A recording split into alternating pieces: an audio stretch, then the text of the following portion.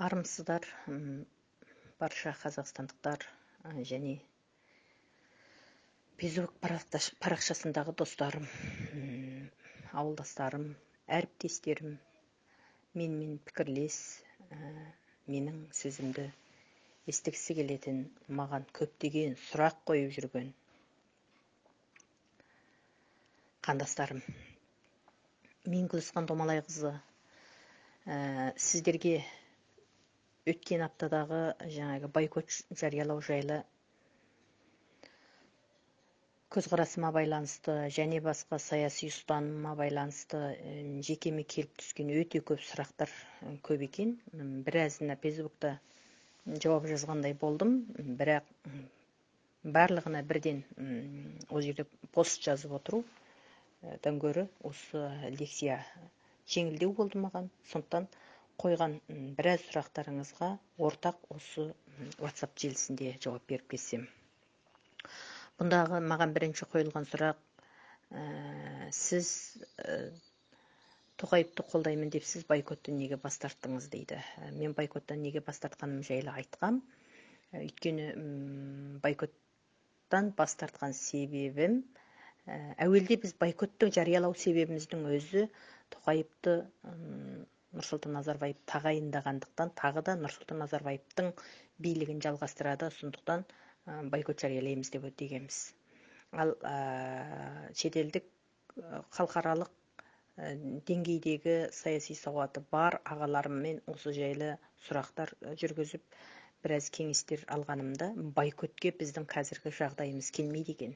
Себебі бойкот жариялау үшін алдыңғы лекциямда да айтқам, біріншіден бір қоғамдық орынға тіркелу керек екен. Бойкот жариялаған адамдардың саны сайлауға қатысқысы келетін адамдардың санынан көп болу керек екен. Болмаса халық 2 күн 3 күн деп жаңағы сайлам өткізбейміз, біз бойкот жариялаймыз деп көшеге шығу керек екен. Ал оның барлығы біздің жүйеде мүмкін емес болғандықтан бойкоттен бас тарттық. Енді бойкоттен бас тартып, мен апасына өкпелеген бала ұқсап, атасына өкпелеген бала ұқсап, мен бойкот жариялағам, енді ешкімнің сайламайым деп отырғаннан көрі, бұл сайлам бәріміздің тағдырымызға, ұрпағымызға тіке қатысты болғандықтан сайламға қатысу керек. Өйткені бізде сайлам өтеді екен. Сен бойкот деп өз алдың отыра бергенде сайлам өтеді екен. Енді кімді сайлаймыз? Өйткені біздің билігіміздің қазіргі жасап қойған заңы осы сайламға қатысатын 6-7 адамның біреуін ғана таңдау керек. Басқа ешқандай заңның барлығын бұрып апарып, содан басқа адам таңдай алмайтын қылғасың. Тасмағамбетовті қатыстырмай қойған кандидаттыққа. Әйтпесе Тасмағамбетовке дауыс берсек деп ойлағанбыз. Ал енді осының ішінде қарап отырсаң, Тоқаевқа сенуге болады. Неге? 30 жылға жуық билікте жүріп, ешқандай басқалар секілді қомағайлықпен, ашкөздікпен байлыққа ұрынбаған, жинаса жинап алар еді, мүмкіндігі болған. Ал саяси сахнада, саяси ареналарда өзінің орнын қалыптастырған, саяси сауаты өте жоғары, шетелдерде барлық жерде беделді, былайша айтқан кезде мықты саясаткер. Демек, Назарбаевта осы үшін, жаңағы ақша үшін ардан тайып кетпейтін адам екендігіне қызыққан болуы мүмкін. Оның үстіне Тоқаевтың билікке келгеннен кейін жаңағы бірнеше реткі журналистерге берген сұхбатында мен Қазақстанда әділетті қоғам орнатамын дейді. Неге орнатпасқа? Неге сенбеске? Сондықтан әйтеу мен өзім түйсігім осы кандидаттардың ішінде Тоқаевқа сенуге болады деп ойладым. Әрине, бұл жердегі бұрында айтылып кеткен тағы да, өйткені бұл биліктің артық тұтқасын Назарбаев ұстап отыр, бәрібір Назарбаевтың жолымен жүреді дейді. Ал Назарбаевтың жолымен жүрмейді деп кімді айта аласың? Сен Әміржан Қосановты сайласаң да, бәрібір арт жағында жүргізеді. Әміржан Қосанов қазіргі кезде Аятжан Ахметбек секілді, Омарәлі секілділердің айналасында жүрген Қосанов Назарбайдың жүйесін шағалатты, мықты Тоқаев шаға алмай қалады дейсіздер ма? Демек, билікке барғаннан кейін ол Әміржан мен Тоқаевты салыстырудың өзі де күлкілі да. Сондықтан Тоқаевқа сенуге болады. Демек, өзінің уағдасында тұра алатын адам. Айтады ғой, ұл болып жарытпағандар ұлтына қызмет етпейді дейді. Бірінші, ұл болып өзінің арына, өзінің ұжданына қиянат етпей келген Тоқаев енді уағдасына қиянат етпейді деп мен өз басым сенемін. Содан кейін тағы да сіз Нұр Отандасыз ба, Нұр Отан қойған кандидат қой деп айтыпты. Мен Нұр Отанда емеспін, мен ауыл партиясының кандидатымын. Егер мен бастығыма ұнағым келсе, келесі жолы ауыл партиясы мені бір құрметті атаққа ұсынсын деп, басқа әріптестеріме, қызметтестеріме жақсы көрінгім келсе, мен ауыл партиясына дауыс берер едім. Бірақ мені ештеңке қызықтырмайды. Маған атақ абырой, маған жақсы көріну ештеңке керек емес. Маған Қытайдағы 3 миллион халқымның мәселесін бір жайлететін, Қазақстанда ұл қызымның тағдырын басқаратын болашақ президент, Қазақстанның басқаратын болашақ президенті жақсынан сайлап алсақ, қазақ үкіметінің тағдыры жақсарса, менің ең үлкен бақытым сол. Ал ауыл партиясында төрағасы Әли Бектаев мырза, ол кісінің өз басы өте жақсы адам. Мен ол кісіге бұл сайламға мен ауыл партиясына дауыс бермей-ақ та, мен ауыл партиясының кандидаты ретінде менің бүкіл жұмыстарыма қолдау көрсететін, талай іс-шараларыма демеуші болған ол кісі өте құрметті адам. Сондықтан мен өзім ауыл партиясын қалап оған кандидат болған себебім де ауыл партиясындағы адамдардың барлығы да жақсы адамдар екендігін, барлығы да халық үшін жұмыс істейтіндігін білем. Біле тұрсам да, ал Тоқаевтың өресін бәрінен биік көремін. Ұлттың, қазақтың, халықтың тағдырын сенуге болады деп ойлап, сондықтан Тоқаевқа дауыс бердім. Ал Нұр Отан партиясына келсек, Нұр Отан партиясындағылардың барлығын жаман адам деп кім айтты сіздерге? Нұр Отан партиясында да не мықты адамдар бар. Ұлтшылдың барлығы сіз бен біз екен деп ойлап отырсыз ба? Ұлтшыл адамдардың барлығы билікте де, әр жерде де бар. Мәселен, осы күнге дейін Қазақстанға біз көшіп келген 13 жылдың ішінде үлкенді кішілі қаншама басымыздан ауыр уақиғалар өткен кезде, қаншама халықтық проблемалар, қоғамдық проблемалар болған кездердің барлығында біздің баратын жалғыз жеріміз Нұр Отан болды. Әрине, Нұр Отанның төменгі мына қазіргі жаңағы кейбір жоғарыдан түскен тапсырыстарға байланысты кейбір дүниелерді атқара алмай жатса, ол Нұр Отанның былайша айтқан кезде әдейі істеген емес. Нұр Отан бір қоғамдық партия ғана ғой, ол сот емес, ол немене емес, прокуратура емес, ұсыныс етеді, айтады, оны тыңдаған орын тыңдайды, тыңдамаған орын тыңдамайды. Ал Нұр Отанмен біз өз басымыз талай проблемаларды, үлкен проблемаларды шештік. Ол жерде небір жақсы адамдар бар. Мәселен, Жұмекен ағалар Астанадағы орталық кеңес беру аппаратында. Бауыржан деген бауырларымыз бар, ана бір заңгер. Өзі орыс тілді болса да, жанын қалмай қаншама жағдайларды шешіп береді.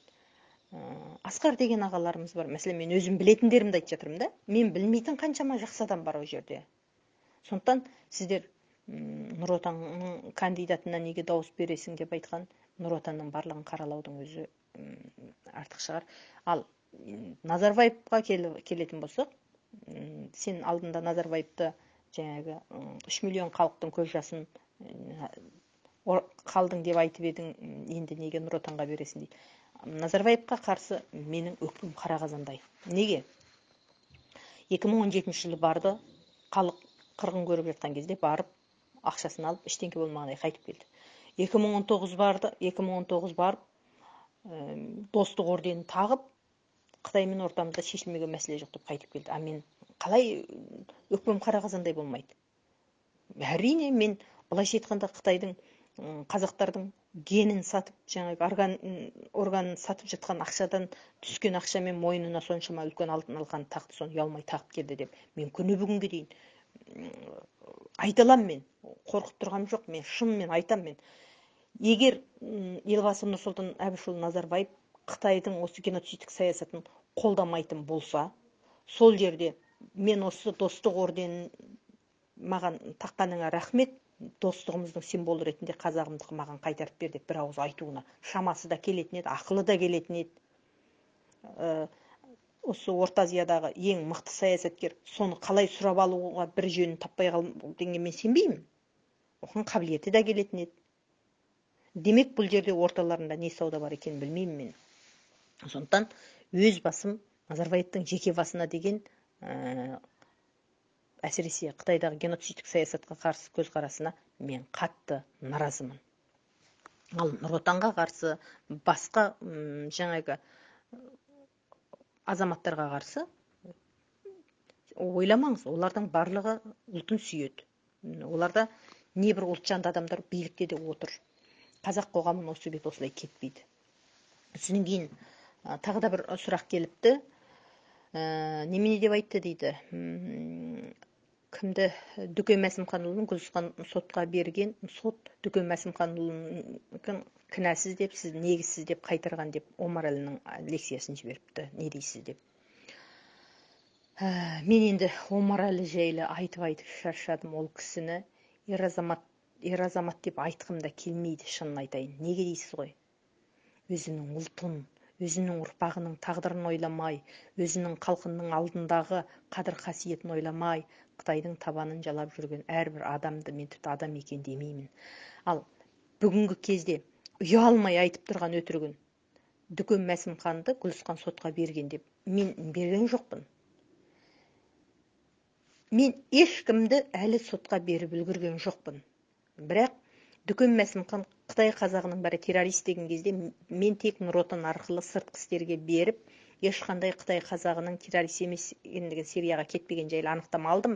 Сотқа берем дедім, бермедім. Бермеген себебім ол кезде бізден өтірік білгіш, шын білгіштер жазып кетті.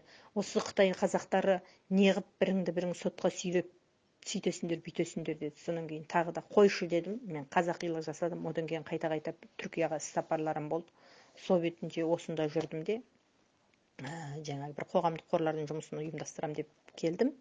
Кейін қарап көрсем, балаларым Еуразия университетінде өзіміз ақылы оқитымыз, 860 мыңға көтергеннен кейін екінші жылдығы болатын. Жылына 1 миллион Қазақстанда төлеп оқып жатқан жайын балаларым онсыз да мықты ғой қазақ тіліне негізі. Оданша шетелде оқысын, 1 миллионмен шетелден оқуға болады екен дедім де, балаларымды алып келіп одан кейін оқуға түсірдім. Сол күйінде бір Түркияда бір өзімнің жеке тірліктерім бастап кетті да, жұмыс басты болып кеттім.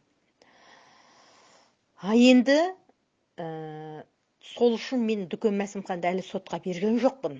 Омарәліге айтар сәлемім, өтірікті қалай айтады сол кісілер, мен соған түсінбеймін. Мен ешқандай жерде сотқа берген жоқпын. Оның үстіне айтыпты, Дүкен шын айтқан болатын, біраз қазақтар Қытайдан асып Сирияға жихадқа барып, қазір Түркияда қайда баратын білмей жүр, Қазақстан алмады деп айтыпты. Омарәліге мен 5 қайтара сәлем айтам. Айналайын, Қытайдың табанын қалай жаласаң, олай жала.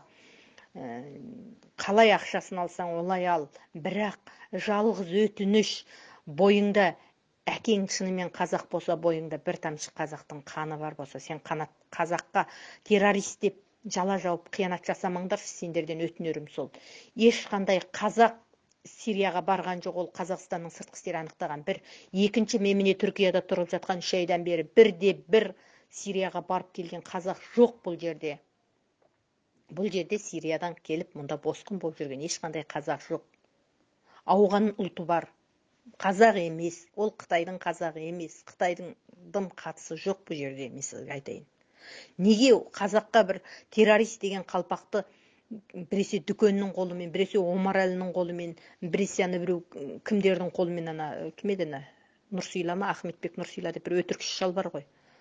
Кілең халықты өтірікке тәрбиелейтін. Солардың қолымен арымилықтатасыңдар, беремейліктатасыңдар.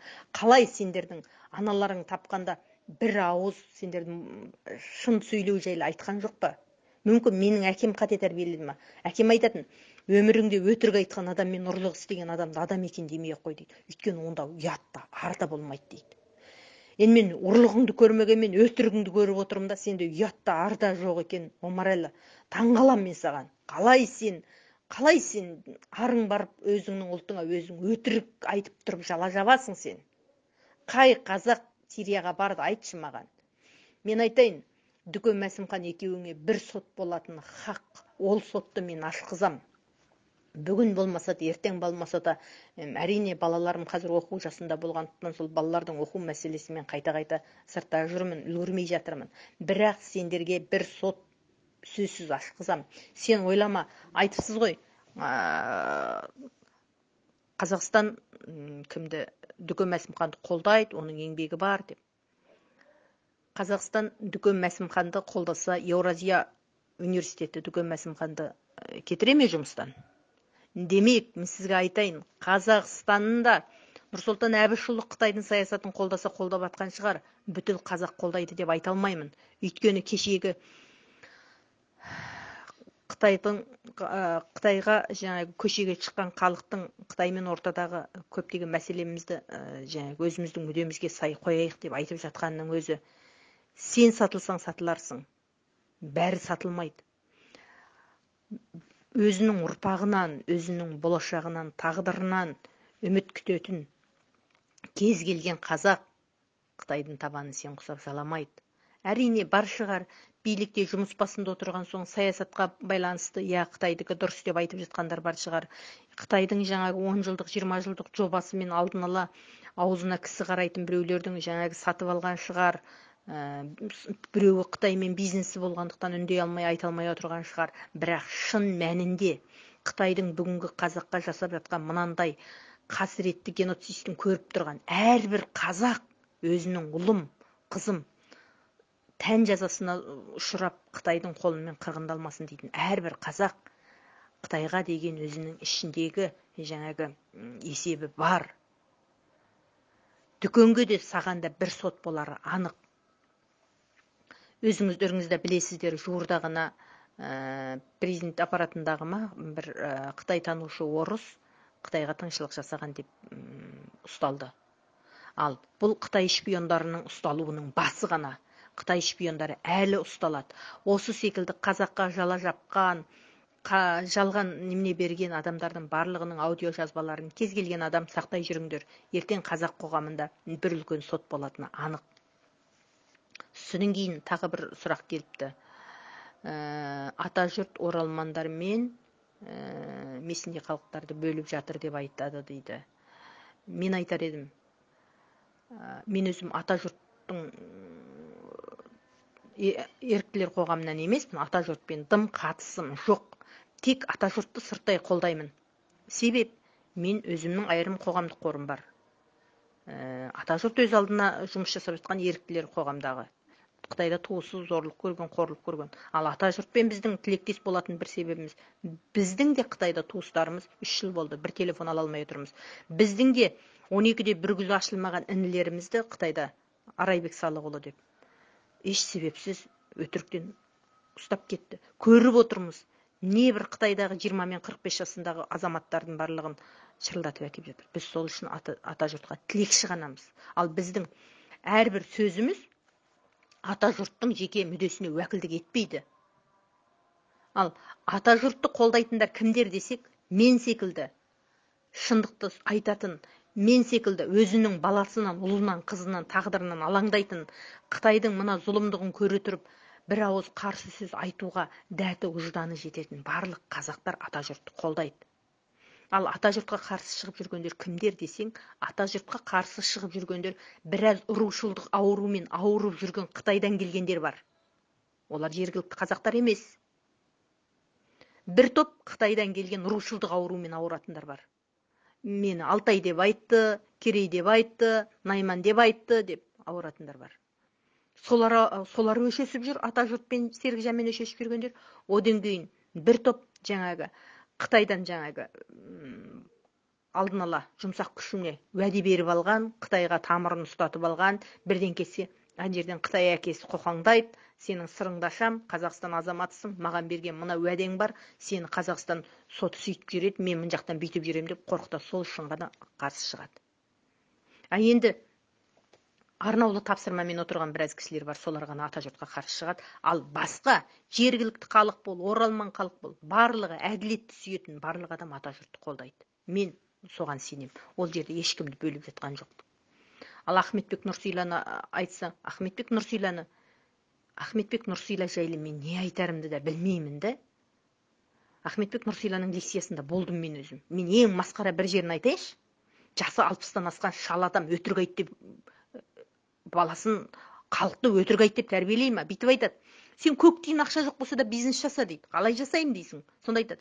Сен ана жерден бар да бір дүниені өзің талдада дейді. Сен соны интернетке әлі сатылмаған дүние қатты рекламасын өлтіріп жасап, мынау деген осылай қылады, бұрын сатылған жоқ. Жоқ, мынау карамат менде складта бәленбай дана тұр. Мынаны саған жеткізіп берем, ақшаңды сал деп ананы реклама жаса дейді. Содан рекламаға қызық кеткен адам саған ақшасын салғаннан кейін дейді. Енді менде ол зат жоқ қой десең айтады. Оны ана Қытайдан бәлен жерден алғызасын дейді. Ол ортада иесі ренжиді ғой десе айтады. Складтағы дүнием біткен, енді анау келгенше тұра тұр деп айтасың. Сол ортада ана затты әкелесің. Болмаса сол ақшамен айландырып аласың дейді да. Жасы 60-ға келіп ата сақал аузына шыққан адамның өзі адамдарды алаяқтыққа, өтірік айтуға үйретіп жатқан адам мен не деп айтамын? Мен ештеңе айта алмаймын мен Ахметбек Нұрсила жайлы. Ахметбек Нұрсиланы жамандау, ол жергілікті халықты жамандау деп кім айтты? Ахметбек Нұрсиланың өзі оралман әрбірден кейін. Бір оңғанда оралман емес, оралман болғанда. Қазақстан қысса Қытайға қашып кет, Қытайдан немесе бері қашып кет, бұл жақта кішкене былайша айтқан кезде кімнің қабағы түйілсе солай қашып жүрген бір адам.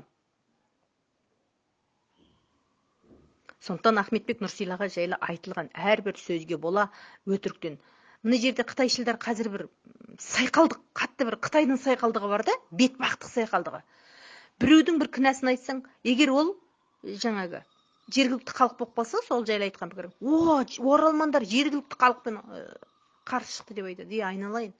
Кім айтты саған? Ана сатқын болып жүрген Омарәлі жергілікті ма? Ата жұрт қарсы шығып жатқан Омарәлі жергілікті халық па? Оралман ғой. Қытайны сатып жүрген. Дүкен Мәсімхан, ол да оралман ғой. Қарсы шығып жатыр. Ана Рахым Айыбың да оралман. Кімің оралман емес? Осында жүрген Қытайдың жұмсақ күшін қалыптастырып жүргеніңнің бәрі оралмансыңдар ғой. Әрине, сендер барып жүгіріп жүріп, жаңағы Қытайдың зинақорлық, парақорлық, апиынқорлық ата кәсібі ғой.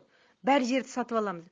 Сөйтіп жүріп, ана жерді, мына жердің көмекейін алып жүргендерге Қытайды мақтатып отырсыңдар. Кеңірдегінен бергізіп жеріп мақтатып отырсыңдар. Бірақ оның бәрінің ертең есебі болады. Бүгін ана Қытай танушының, орыстың, Қытай тыңшысы деп ұсталуы, ол басы, ертең сендерге де сот болады айналайын. Ойламаңдар. Қазақстандағы жасап жатқан қазақты менсінбеушілік, оларды көзгілмеушілік, сенің мына айтып отырған өтірігің, арандатуың, Қытайдың біздің ұлы көршіміз деп осы жаққа келіп Қытайды дәріптеуің өзі Қазақстан қоғамына жасап жатқан қиянатың. Ал бұл қиянатың үшін сенен қазақтың ұл қызы бар ертең есеп алатын. Сені сотқа беретін ұл қызы бар ертең. Ойлап қалма. Кеше батыс өңірге барғанда президент Қасым Жомарт Тоқаев мұнайлы алқапта жүргендер қазақтар неге кедей дейді?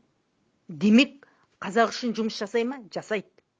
Одан кейін айтады, әкімдер халықтың ең көп сұрақтары неге болады?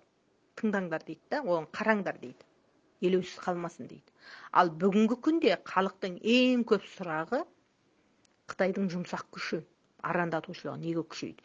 Ертең осыған сөзсіз тоқталады, сөзсіз жауап береді. Ол бәрі мына ойламаңдар, мәжін көрмеңдер, халықты мәжін көрмеңдер, қазақты мәжін көрмеңдер.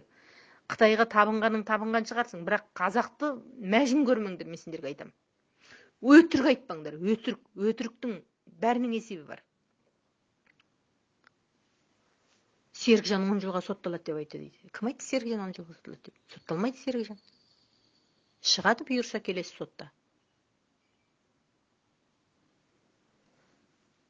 Мүмкін бұның өзі бір жақсылық шығар. Әр немененің артында бір жақсылық болады дейді. Серікжанның сол жерде отырғанның арқасында қаншама істің беті оңға қарап жатыр қазір, қарап отырсаң. Германия үкіметі осы Серікжанның түрмеге кіргенінің арқасында ғана Қазақстандағы адам құқықтарының тапталып жатқандығын ерекше ескертіп тұрып, Қазақстанда жаңағы құқық мүддесі тапталатын мемлекеттер қатарына тіркеді. Бұл деген сөз жаңағы Қытай қазағының мәселесін Еуроодақтар, шетелдер басты күн тәртіпке қойды деген сөз. Қытайдың өзінде күнне жарылыс болып жатыр. Экономикасы күн сайын құлдырап бара жатыр. Ал Қытай өзінің ішкі мәселесімен халықарадағы сауда соғысынан күнде күйреп бара жатыр. Ертең қытайшылдар сені қорғамайды. Мен сендерге айтайын, Қытай сені қорғамайды. Қасым-Жомарт Тоқаев Қазақстанға әділетті қоғам орнатқан күні сені Қытайда қорғамайды, Назарбайда қорғамайды. Осы халықтың алдында 7 ұрпағыңмен дейін, жаңа ғана Алматының бәленбай жеріне салдырып жатқан ана сарайларың, бәленбай жинап алған ақшаларын Қытайдың, ол сенің ойлап қалма. Ол арамдықпен жиған ақшаң не ұлыңа бұйырмайды, не қызыңа бұйырмайды, өзіңнің басыңа сор болады ертең. Ең кемінде өтірік айтпай шын сөйлеш, алатын ақшаңды жайың ал. Қазақстанда әділетті қоғам Қасым-Жомарт Тоқаев орнатады екен. Барлығымыз қолдаймыз. Және әділетті қоғам орнау барысындағы бірінші болып жазаланатындар қазақты қорлап, қазаққа жалған жала жауып, Қытайдың мүддесін қорғап, Қытайды алпауыт ел қылып көрсетіп, өзі Қытайға табынғаны сонша қалған адамдарды Қытайдан қорқуға, Қытайдың ымыратына көнуге үгіттеп жүрген қытайшылдар, сендерге ертең үлкен сот болатыны сөзсіз.